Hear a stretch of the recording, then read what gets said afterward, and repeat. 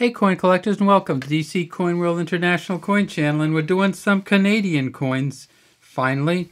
This is a new video we've made about the 5-cent coins from 1951 from the country of Canada.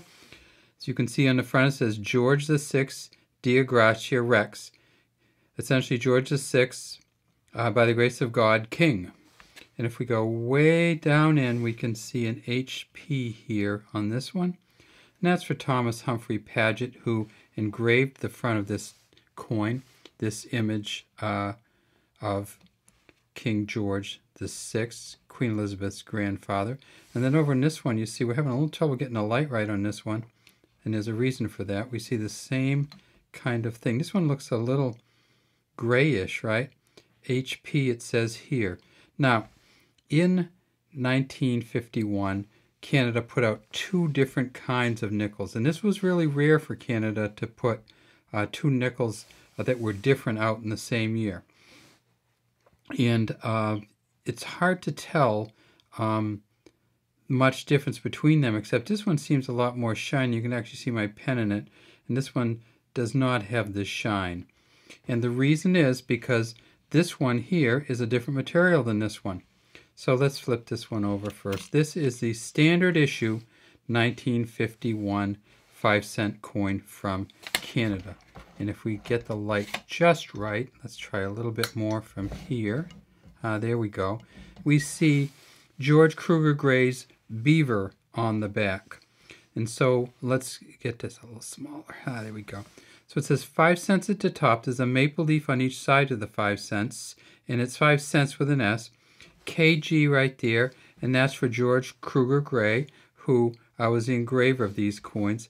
At the bottom it says Canada 1951. We see the beaver, you see the detail in his tail, you see the whiskers, you see he's chewing on some wood, and maybe on top of a beaver dam or some kind of mud or rock. It has a edge. Let's get a good look at it here. All right, which is a little bit worn down, and you see this, there's actually a little, almost like a little rusty spot. And we also see that it has, around the outside, it has these edges here. It's smooth on the outside, but it's clearly not a round coin. It is a dodecagonal or 12-sided 5-cent piece. And this one here, let's flip this one over. And you'll see what the difference is in one way, just by looking at it. And that is that this is the commemorative version that came out in 1951. It says Canada. It says nickel here, 1751, 1951. 5 cents here. We have the maple leaves underneath. There are 3 of them. And then way down here, and it's really hard to see, looks like it almost be something wrong with the coin. There's a S and a T here. And the S and a T for this coin is the engraver of this coin also. And it's not Thomas Shingles who did some of the polar bears. It is Stephen Trenka. So it's an S and a T rather than a T and an S. So we do have if you look at some of the $2 coins, the toonies from Canada, we see a T and an S, but this is a different guy. Again, it's Stephen Trenka. Now, we can really see the difference in color on these, and why is that? Well, here's the funny thing. Because Canada wanted to, was the first place to kind of refine nickel in 1751, they wanted to do the 200th anniversary coin. But their coins at that time, because of World War II, weren't made of nickel. They were made of chromium-plated steel. So that's what this one over on the right is. So this is a 1951 standard issue chromium-plated steel. But to celebrate nickel, they actually wanted to make it out of nickel, and so they did. So this coin is nickel, which is an element, as you know, a heavy metal. And this is chromium-plated steel, which is going to be magnetic and is not is a different kind of metal.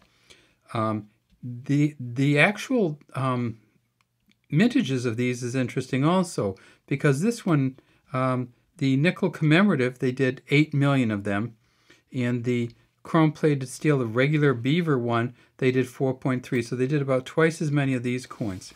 Another thing that's interesting on these coins is that there is an error version or a different version or different variety of this coin with the beaver on it. And that is, if we look at the second A in Gracia,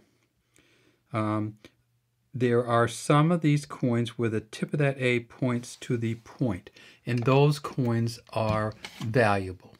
So if you have one, the so-called low relief coin from 1951, in which the tip of the A, in the last A in Gracia, points to one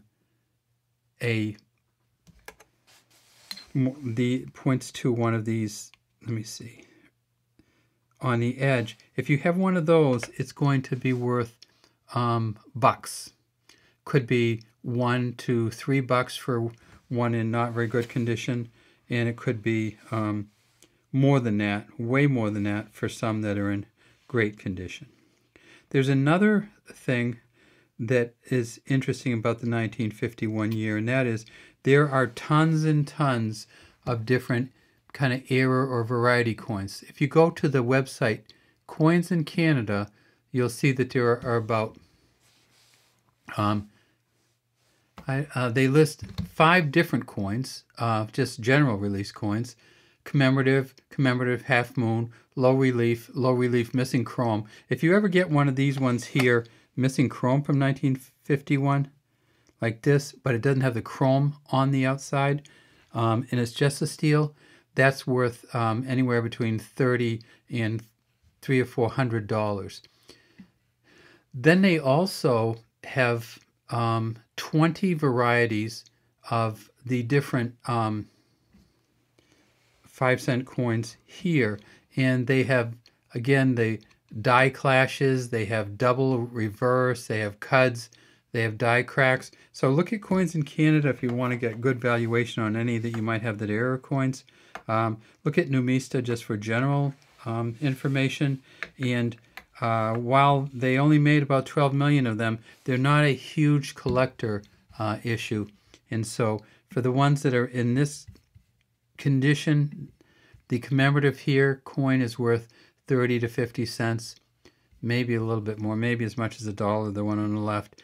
And the regular issue coin is worth about 17 cents.